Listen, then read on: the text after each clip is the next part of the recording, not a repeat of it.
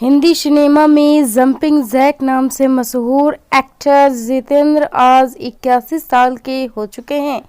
जितेंद्र अमृतसर के artificial jewellery supplier Amarnath के घर इनका जन्म हुआ। इनके शुरुआती 20 साल गोरेगांव मुंबई की चाल में बीते, लेकिन एक संयोग ने इनकी पूरी जिंदगी पलट दी और यह हीरो बन गए। अपने पिता के कहने पर ये वी शांताराम की फिल्म नवरंग के सेट पर ज्वेलरी पहुंचाने गए थे। जब पता चला कि लड़की के कपड़े पहनकर आग में कूदने पर एक्ट्रेस पैसे मिलेंगे तो जितेंद्र फिल्म के लिए लड़की बन गए। बस यही से जितेंद्र और फिल्मों का नाता जुड़ गया और इन्होंने कुछ 200 फिल्में कर डाली। कभी चौल में रहने वाले जितेंद्र आज पूरे 1512 करोड़ की संपत्ति के मालिक है। कभी इनकी बदमाशी से संजीव कुमार का दिल टूटा तो कभी इन्होंने जिगरी दोस्त प्रेम चोपड़ा को परेशान किया। जितेंद्र इतने गरीब थे कि जब घर में पंखा लगा तो देखने पहुंच गया था पूरा चौल। जितेंद्र का असली नाम रवि कपूर है। 7 अप्रैल 1942 को जब जितेंद्र का जन्म हुआ तो महज 15 साल की थी और जितेंद्र के जन्म के करीब 20-25 दिन बाद ही परिवार मुंबई आ गया। लोअर मिडिल क्लास के जितेंद्र का परिवार बेहद गरीब था, जो श्याम सदन चौल गोरेगांव में रहता था। जितेंद्र ने भी अपनी जिंदगी के 20 साल यही काटे। चौल में अपनी गरीबी का ये आलम था कि जब उनके घर पंखा लगा तो हैरत में चाल के सभी लोग उनके घर पहुंच गए थे। ज्वेलरी सप्लाई के लिए जितेंद्र को राजकमल स्टूडियो में भेजा गया और जो वहां पर राजकमल स्टूडियो में बना था, जितेंद्र ने ज्वेलरी दी, लेकिन उन्हें स्टूडियो में आकर शूटिंग देखने की परमिशन नहीं मिली। घर पर उन्होंने चाचा से शिकायत की कि मुझे शूटिंग देखना था, लेकिन उन लोगों ने भगा दिया। अगले दिन जितेंद्र चाचा के साथ पहुंचे तो शांताराम से कहा कि शूटिंग देखना है तो काम भी करना पड़ेगा। कहा तुम प्रिंस का रोल दोगे। जितेंद्र की खुशी का ठिकाना नहीं था। तो वैसे तो बसों में धक्के खाते हुए सेट पर जाते थे, लेकिन उस दिन प्रिंस का रोल करने की खुशी ऐसी थी कि वो टैक्सी में गए। जब सेट पर पहुंचे तो उनके जैसे 200 प्रिंस पहले से ही बैठे थे। जितेंद्र को एक्ट्रेस संध्या की तरह तैयार कर उनका बॉडी डम्बल बना दिया गया। जितेंद्र की मदद से वो सीन पूरा हुआ तो शांताराम भी काफी खुश हुए। इसी फिल्म में जितेंद्र को एक छोटा सा डायलॉग भी दिया गया था। जितेंद्र को कहना था, सरदार सरदार, दुश्मन का दल टिड्डियों की तरह आगे बढ़ता ही आ रहा है। जितेंद्र का हर बार टिड्डियों शब्द आकर अटक रहे थे। देखते ही देखते यह सीन 25 बार बोलने पर भी गलत हुआ तो गुस्से में डायरेक्टर ने गलत सीन को ही फाइनल किया। जितेंद्र को अपकमिंग फिल्म गीत गाया पत्थरों 1964 में लीड रोल दे दिया गया।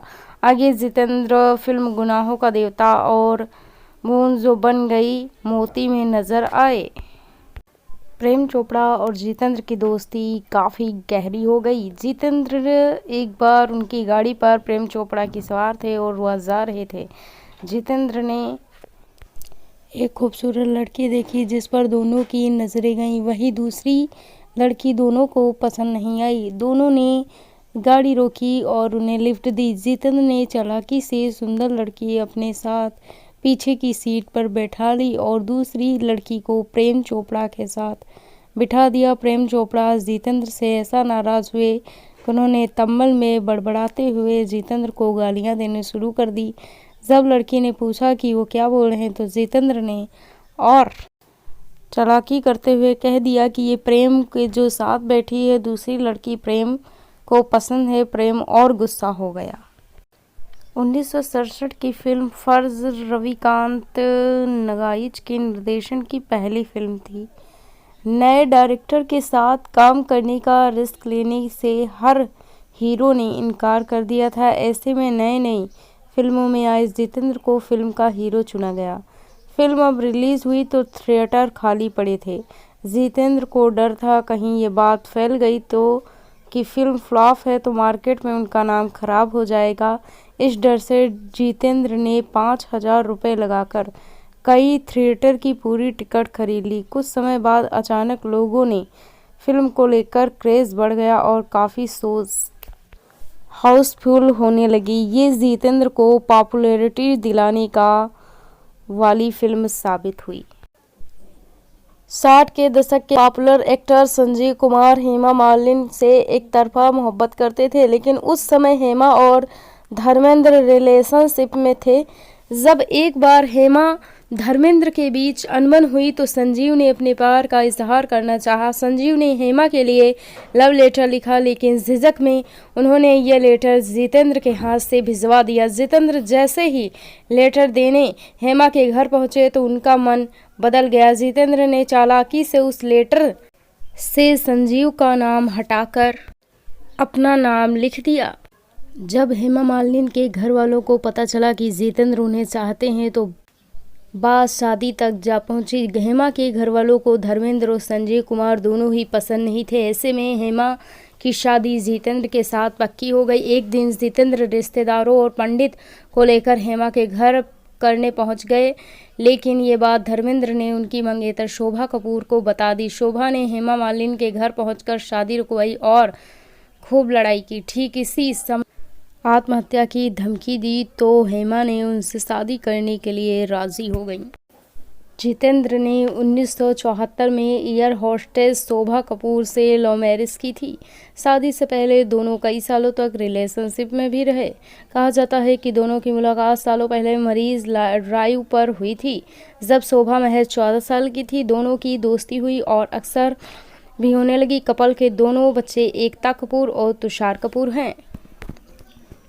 1975 की बात है जब शोभा ने जितेंद्र की लंबी आयु के लिए करवा चौथ का व्रत रखा। उसी दिन जितेंद्र को शूटिंग के लिए फ्लाइट से निकलना था। फ्लाइट लेट हुई तो जितेंद्र शोभा का व्रत खुलवाने घर आ गए। फ्लाइट का टाइम होने लगा तो जितेंद्र निकलने हुए, लेकिन शोभा ने जिद कर उन्हें घर पर रोही। पत्नी की जिद देखकर जितेंद्र ने अपने मेकअप आर्टिस्ट को वापस बुला लिया और कहा अगले दिन निकलेंगे। कुछ दिन समय बाद जितेंद्र की नज़र एयरपोर्ट की तरफ गई तो पाली के हिल इलाके में दिखता है कि उन्हें एक तरफ आग लगी नजर आई। कुछ समय बाद खबर मिली कि इंडियन एयरलाइन की जिस फ्लाइट से वो जाने वाले क्रैश हो गई है। Thanks for watching. मिलते हैं अगली वीडियो में अगली जानकारी के साथ।